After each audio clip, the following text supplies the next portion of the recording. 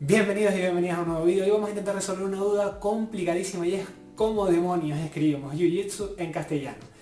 Como digo, es una pregunta bastante compleja porque se escapa de nuestro ámbito de conocimiento dentro del tatami, y es que tenemos que recurrir a la gramática y sobre todo a la transcripción o transliteración de palabras de un idioma tan distinto y tan complejo como el japonés al castellano o al inglés.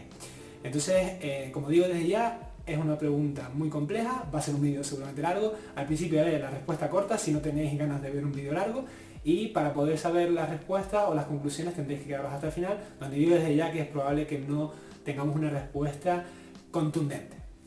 Si lo que buscas, como digo, es una respuesta clara, cómo se escribe Jiu-Jitsu y cómo se pronuncia es así. 柔術、 Y en pantalla habéis visto y habéis oído la pronunciación de Google Translator en japonés y un kanji. Kanji es uno de los tres estilos de escritura que se usan en Japón y es la escritura más antigua de las tres, y es la escritura que un poco, como digo, viene a simbolizar conceptos, viene a simbolizar cosas relativamente sencillas, como puede ser casa, mar, pez, ¿no? Es decir, cuando hablamos en cosas en términos muy concretos podemos usar el kanji. Y la mayoría de las artes marciales están escritas en este abecedario o en esta forma de escritura, el kanji.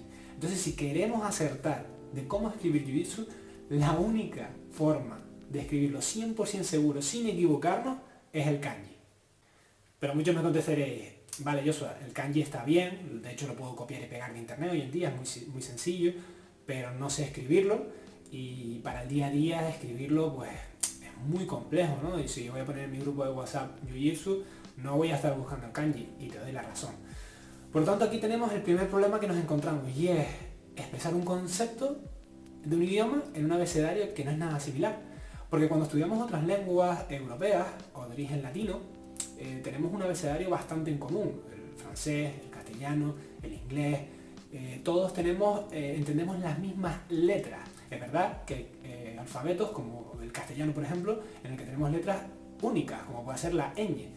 Pero esto, más allá de la anécdota, no supone un verdadero problema. En el italiano también existe el fonema ñ, lo que pasa es que se pone una G y una N, no existe la letra.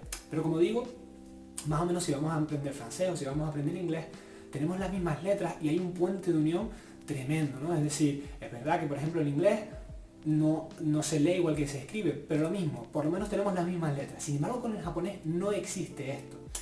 Y cuando nos remontamos en la historia atrás, si ahora tenemos este problema, es decir, si cuando quiero traducir al japonés no compartimos alfabeto, imaginemos esos primeros contactos entre holandeses y japoneses, entre portugueses y japoneses, y cómo demonios se comunicaban, ¿no? La parte oral es mucho más sencilla, porque se van aprendiendo fonemas, se señalan cosas, ¿no? Esa comunicación entre culturas primitiva. El problema viene como digo, con la lengua. Y aquí empezamos ya a buscar la raíz del problema de cómo escribimos Jiu-Jitsu. Y es que para transcribir del japonés a otros idiomas hay tres sistemas. Y en el que nos vamos a centrar es en el sistema Hepburn.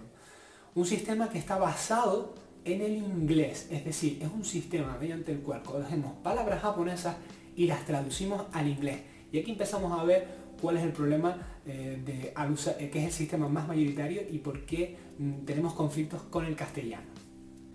A la hora de identificar los problemas de cómo escribir Jiu-Jitsu en castellano, yo percibo tres problemas, ¿vale?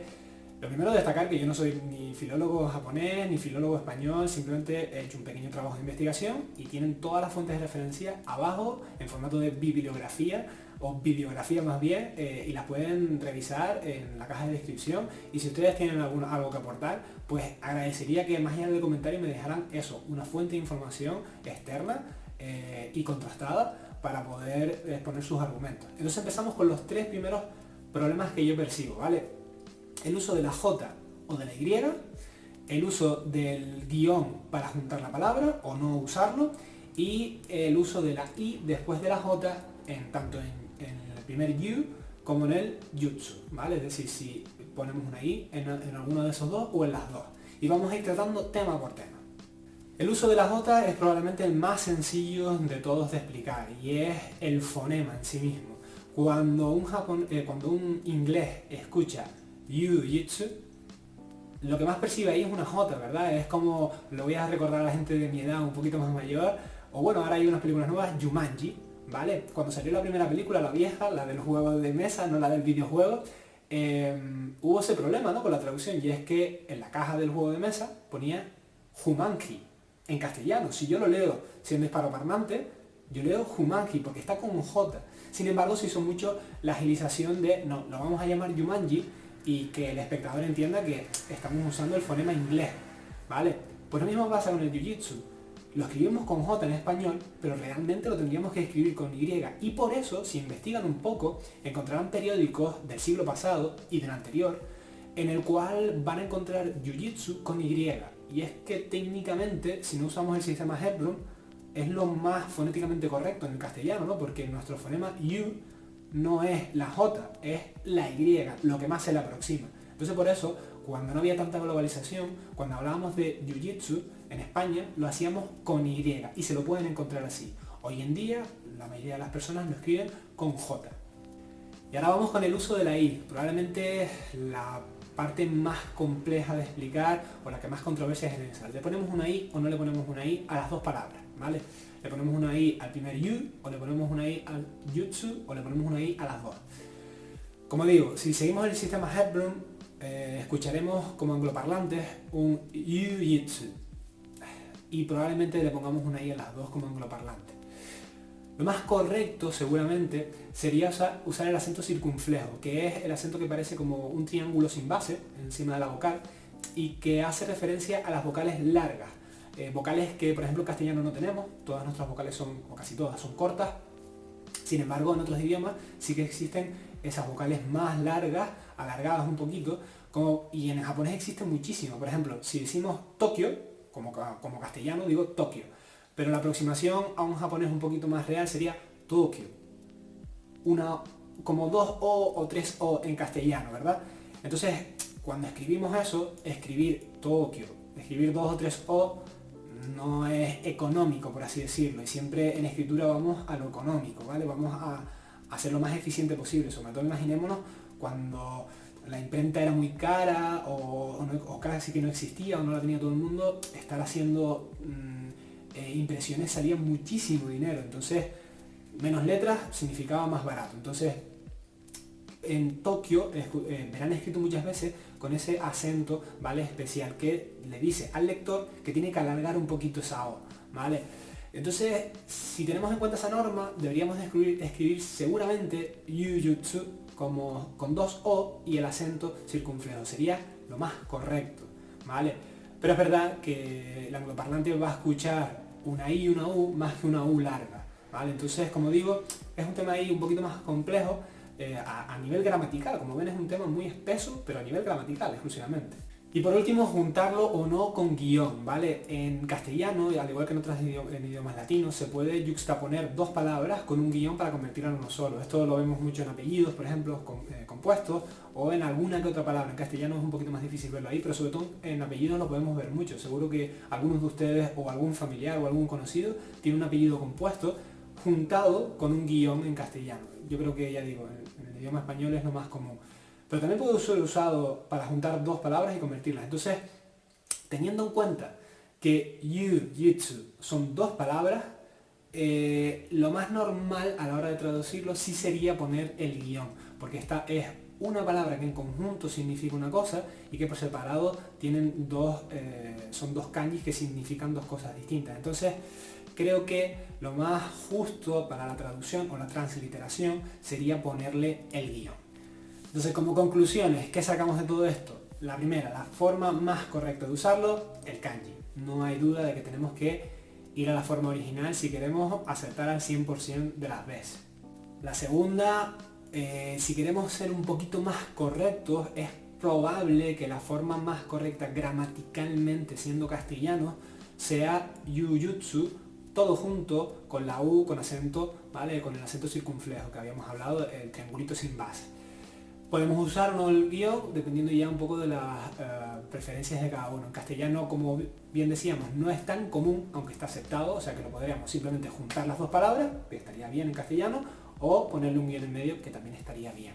Y la tercera opción, si nos fijamos más en el sistema más usado, que es el sistema Hepburn de transliteración del japonés al inglés, podríamos usar la forma Jujutsu con J y con I y con guión, podríamos usar la Y, podríamos usar varias de las opciones porque todas son correctas. Y ahí radica un poco la conclusión, y es que da un poco igual realmente cómo lo usemos. Y sé que esto levanta ampolla en algunos practicantes que quieren tener la versión verdadera, y si queremos tener la razón absoluta, tendremos que usar el kanji. El resto son todas aproximaciones. Por suerte o por desgracia esto no ocurre en otras artes marciales porque los fonemas son muy parecidos. Cuando decimos judo, está muy claro, judo.